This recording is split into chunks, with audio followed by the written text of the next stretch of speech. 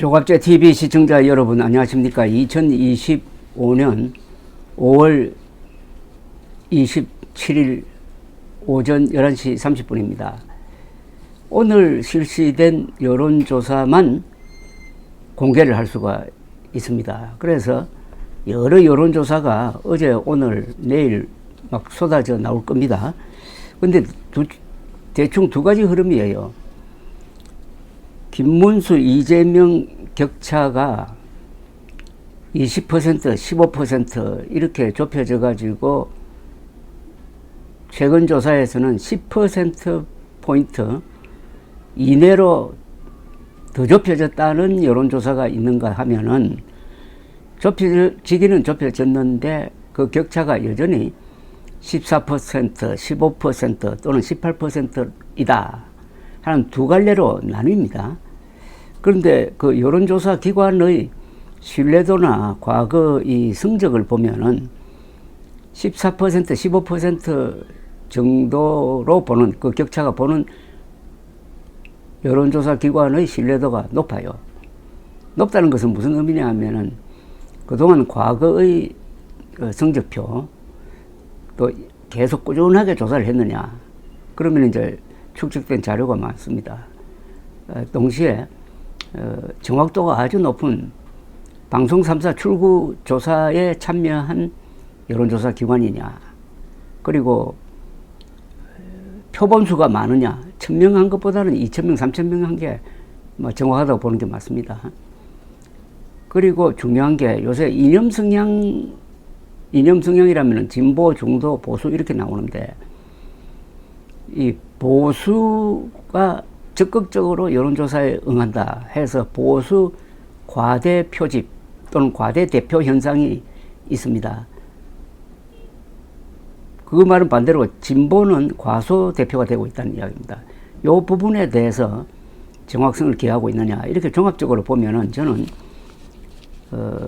코리아 리서치, 한국갤럽, MBS 조사에 참여하는 업체 그리고 김어준계라서 삐딱한 눈으로 보는 사람들이 많지만은 이 표본수가 매우 많은 여론조사 꽃 이런 쪽을 좀 신뢰를 두고 봅니다. 이런 여론조사소의 거의 일치된 어떤 수치는 14, 5% 안팎입니다. 15% 내외로 이재명 후보가 리드하고 있다. 그걸 쉽게 이해하기 쉽게 표차로 이야기하면은 400만 표, 500만 표 사이다. 400만 표, 500만 표 차이로 이재명 후보가 당선될 것이다 하는 예측이 현재로는 가능해집니다. 그러나 앞으로 일주일 사이에 어떤 일이 벌어진다면 여기에 변화가 있을 수 있겠죠. 보수표, 특히 이 경상도 표가 더 결집하느냐. 그리고 이준석 후보가 현재 11%까지 올라갔는데 15% 정도를 향해서 더 질주하느냐에 따라서 또 오늘 TV 토론의 결과가 어떤 영향을 미치느냐. 이준석, 김문수 단일화는 이제 물 건너갔으니까 그렇게 보면은 변수가 남아 있기는 있는데 그렇더라도 14%포인트의 격차를 뒤집어 엎는 것은 거의 불가능하다고 봅니다. 거의 불가능하다는 것은 이 대선판이 바뀌어야 됩니다. 이러려면 구조가 그냥 바뀌어버려야 됩니다. 유일하게 김문수 후보가 오늘 TV 토론 마무리 발언에서 아주 드라마틱하게 나는 단일화를 책임지고 이루겠다고 했는데 이준석 후보가 응하지 않으니까 내 말을 신용을 지키기 위해서 내가 사퇴하겠다. 그리고 이준석 후보 지지하겠다. 이렇게 하면은 그런 게 이제 판이 바뀌는 겁니다. 윤석열 심판선거가 이재명 심판선거로 바뀌고 40세 이준석에 의한 세대교체 또는 정치교체판으로 이렇게 바뀌는 거죠. 그런 큰 격변이 없으면은 수백만 표 차이로 이재명 후보가 김문수 후보를 누르고 제21대 대통령 선거에서 승리할 것이다. 막 이렇게 보는 게 현재로서는 합리적인 추론이 아닌가 생각됩니다. 오늘 발표된 여론조사에서 하나 요게 정확할 것 같다 해가지고 소개해 드리고 싶은 게 바로 중앙일보 한국갤럽 여론조사입니다. 그러니까 중앙일보가 한국갤럽에 의뢰해가지고 지난 24일, 25일 전국 만 18세 이상 성인 1,004명을 대상으로 휴대전화 가상번호를 활용한 전화 면접 여론조사를 한 결과 이재명 후보는 49%, 김문수 후보는 35%, 이준석 후보는 11%, 권영국 민주노동당 후보는 1%를 받는 걸로 나왔습니다. 49, 35, 11, 49, 35, 14%포인트 격차. 표차로 환산하면은 400만 표 이상 뭐 이렇게 됩니다. 그런데 5월 초, 지난 5월 3일에서 4일 사이 중앙일보 한국갤럽이 조사한 것과 비교해도 별 변화가 없다는 겁니다. 그때는 이재명 후보가 지지율이 49%였고 김문수 후보는 33%였고 이준석 후보는 9%였는데 김문수 후보, 이준석 후보가 2%포인트씩 오르고 이재명 후보는 49% 그대로였다는 겁니다. 큰 변화가 있었을 것 같이 느껴지지만 실제로는 별로 없었다는 겁니다. 이게 대통령 선거판이 구조적으로 딱 짜여지면은 좀처럼 급변하지 않는다는 이야기입니다. 다만 특이한 것은 투표율이 가까워지면은 1, 2위 양극화가 되어가지고 제3후보 지지율이 보통 무너지는데 이 경우에는 이준석의 그 두 차례 토론 실력으로 토론 스타로 이제 떠올랐는데 이준석의 말과 글 실력 덕분에 오히려 반대로 제3후보 지지율이 오르고 있다는 게 이게 아주 특징입니다. 지역별로 봤을 때 이재명 후보의 우세는 아주 확고합니다.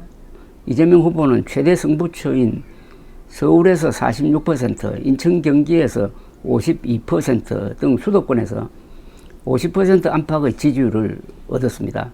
유권자의 반이죠. 수도권에 살고 있는 사람이. 그리고 전통적인 스윙 보트라고 볼 수 있는 지역, 충청권에서도 49%를 확보를 했습니다. 호남에서는 79%.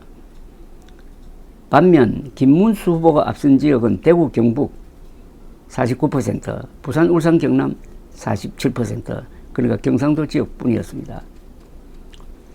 이 가상양자 대결을 하면 이제 단일화에 대비해서 한다는 이야기인데, 이제 단일화는 물 건너갔습니다. 다만 이제 한번 흥미 차원에서 한번 보면은 이재명, 김문수 1대1로 붙을 경우에 단일화를 해가지고 뭐 다른 후보도 있지만은 뭉뚱그려 보면 중요하게 이제 이재명, 김문수 1대1 매치가 되면은 52대 42, 즉 이재명 52, 김문수 42, 10%포인트로 이기는 걸로 나옵니다. 그러니까 단일화를 해도 10%의 격차가 유지된다는 겁니다. 그리고 이재명 51, 이준석 40, 여기도 11%포인트 차이입니다. 흔히 이준석 후보로 단일화되면 지지율이 전체가 총합이 떨어질 걸로 보는데 그게 아니고 비슷합니다. 김문수 후보로 단일화되든 이준석 후보로 단일화되든 이재명과의 지지율 격차는 10% 정도가 유지되고 해서 이 10% 격차를 앞으로 일주일 사이에 극복하는 것은 매우 어려울 것이다 하는 것을 잘 보여주고 있습니다. 이 이준석 후보의 이 약진이 두드러지는데 그 비결은 이준석 후보가 20대, 30대에서 경쟁력이 있다는 겁니다. 20대, 30대에서 어느 정도냐 하면은 이재명, 이준석 양자 대결 때 20대의 경우에는 이준석 후보 지지율이 52%나 됩니다. 이재명 후보 지지율 39%를 크게 앞섭니다. 20대는 확실하게 이준석이 잡았다 이렇게 보면 됩니다. 20대는. 30대도 이준석 지지 43%, 이재명 지지 51%로 뭐 거의 비슷하다고 봐야 됩니다. 그러니까 20대, 30대를 이준석이 잡았다. 이게 이준석 후보의 미래를 아주 밝게 나타내는 것이라고 생각합니다. 일단 젊은 사람들이 마음을 잡은 것은 확실하고 이번 이 선거가 바로 그런 발판을 이준석 후보에게 만들어주고 있다. 이렇게 보입니다. 이 중앙일보 한국갤럽조사는 플러스 마이너스 3.1%포인트의 오차 범위를 갖고 있습니다. 지난 금요일 한국갤럽 여론조사에 따르면 이재명 45, 김문수 36, 이준석 10%였습니다. 이재명, 김문수 사이가 9%포인트였습니다. 그런데 같은 한국갤럽 조사인데 오늘 발표된 자료는 그 격차가 14%포인트로 나옵니다. 전주에 조사한 것보다도 5%포인트나 차이가 납니다. 같은 기관인데, 같은 한국갤럽인데, 그런데 지난주의 45대 36, 10, 이 결과를 만들어낸 여론조사를 들여다보니까 내가 보수라는 사람이 보통 때보다 상당히 늘었고 내가 진보라는 사람이 상당히 준 걸로 나옵니다. 그런데 이것은 한국의 보수가 갑자기 일주일 사이에 그렇게 마음이 변한 게 아니고 조사 방법상에 어떤 오류가 있었다 이렇게 보는 게 맞죠. 그런데 중앙일보가 의뢰해서 한 조사에서는 보수 과대 표집 현상이 어느 정도 보정된 것으로 보입니다. 감사합니다.